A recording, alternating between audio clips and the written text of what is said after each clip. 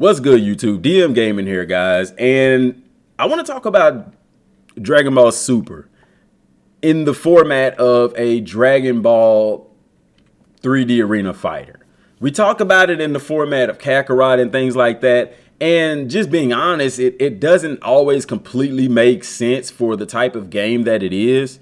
Kakarot in Dragon Ball Z, you have a lot more room, exploration, and things like that. Even though Kakarot didn't even really utilize Planet Namek, like you could go to Planet Namek, King Kai's planet, but there's nothing to do there. Elder Kai's planet, and there's nothing to do. You know, so we would have been fine with just Earth. But with Dragon Ball Super, they don't go to a lot of different locations. You know what I'm saying? So with that being said, the format of Kakarot, the free roam of the sandbox and things like that doesn't really fit Super. They can make it fit because let's be honest, Dragon Ball Z was kind of the same way. When you watch Dragon Ball Z, they're from point A to point B, but yet in Kakarot, there's sub-quests, there's eating. You see the life behind the point A to point B. You see the in-between. You see what I'm saying? And they could technically do that with Dragon Ball Super. Don't get me wrong. It would be crazy dope to play a Dragon Ball Super game like that. And in essence, we kind of are with Super Saiyan Blue and things like that, and the Frieza DLC and things like that. But one thing that people are kind of missing, I feel like that people are missing when it comes to a Dragon Ball Super game, is there are going to be new people to it. And the biggest hang up is, oh, same old story, same old story. So my question to y'all in the comment section is, if they put out a Dragon Ball Super game, do you still want them to start with Z and go through Super for the base game? I'm not talking about DLC. I'm talking about start from the beginning of Dragon Ball Z and go all the way through the Tournament of Power. And that is your base gameplay. And then the stuff that's in the manga right now, yeah, that could be added later as DLC or something to that effect. The reason I say that is because it would feel kind of weird starting out a Dragon Ball game and you're automatically in Super. There would have to be a prologue to the game that would kind of give a backdrop for those people who really don't know. You know, and Kakarot really and truly, you know, in the interviews with the developers and things like that, that's what they talked about.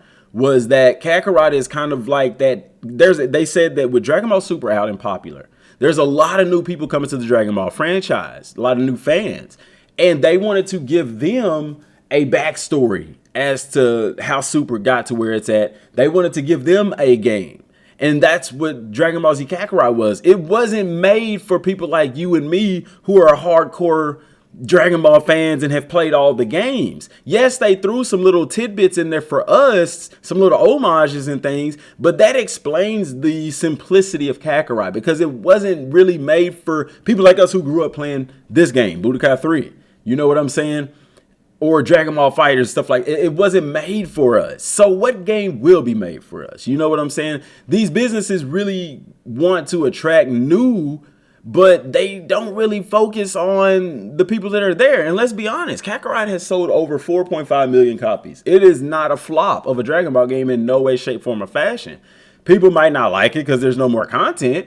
People might not like it because it didn't just dive into Dragon Ball Super, but yet and still it's sold millions of copies. It's a successful game, and we'll probably see more from it. Xenoverse 2 was kind of the same way. I mean, it was successful, but the more that they make of this game, they're like, oh, people still want this game. People still like this game. So let's do some more DLC for it.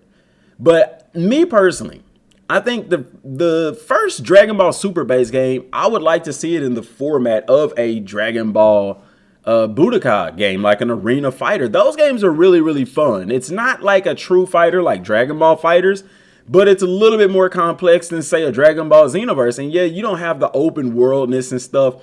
I personally like that, but I'm really thinking like with the stages in Dragon Ball Super, it wasn't a lot of like exploration going on, kind of like it was in Dragon Ball Z and more so in Dragon Ball, you know. But yet and still, even when Kakarot first came out, it was like, what are we going to be doing in between these fights? And they were like subquests, and the subquests are things that you never even saw in the anime. So you're living, it's a living, breathing world in a sense. I don't mind that if they were to do that with Dragon Ball Super, but I feel like the majority of the fan base of the Dragon Ball games would be more happy to see the Dragon Ball Super story told through a game type like Budokai 3 or maybe a Raging Blast type game. Like, let me know in the comment section what y'all think about that, because that's something that's pretty, in my opinion, pretty important, you know, because it can literally dictate the success of the game. Because one downside to Kakarot is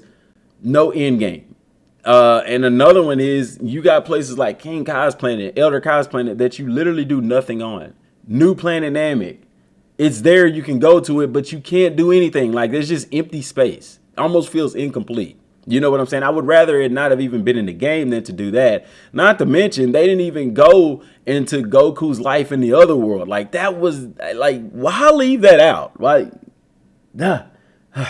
Anyway, y'all let me know what y'all think down in the comment section down below. What type of game format would you like to see a Dragon Ball Super game in? The Budokai series, the Raging Blast series? Would you like to see it made like Dragon Ball Z Kakarot? I don't know. Till next time, y'all, have the best day you can. Peace.